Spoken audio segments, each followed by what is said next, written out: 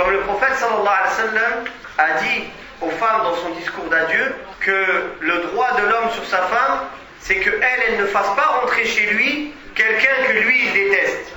Par exemple, une voisine qui est mauvaise langue, ou bien même qui est connue pour faire de la sorcellerie, ou d'aller voir les sorciers et les devins. L'homme de la maison, il doit interdire sa femme d'accueillir cette femme-là chez lui.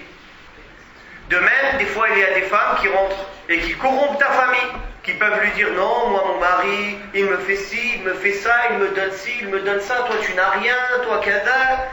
Cette femme qui était qani'a, elle était satisfaite, elle était bien, d'un coup, quand le mari rentre, moi j'ai rien, tout le monde a tout. D'où ça vient cette idée-là? Les femmes dévoyées qui sont venues lui mettre ces idées dans sa tête. D'ailleurs, il faut savoir que la personne qui est la cause de corrompre entre un mari et une femme, ou bien entre un père et ses enfants, ou entre des frères et sœurs, la séparation et la discorde, Allah Ta'ala, c'est lui qui va s'occuper de lui.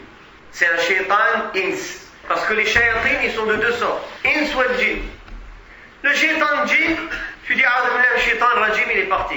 Le shaitan homme, tu peux le dire 10 fois, il est là. Il ne te laisse pas. Ils ont des idées.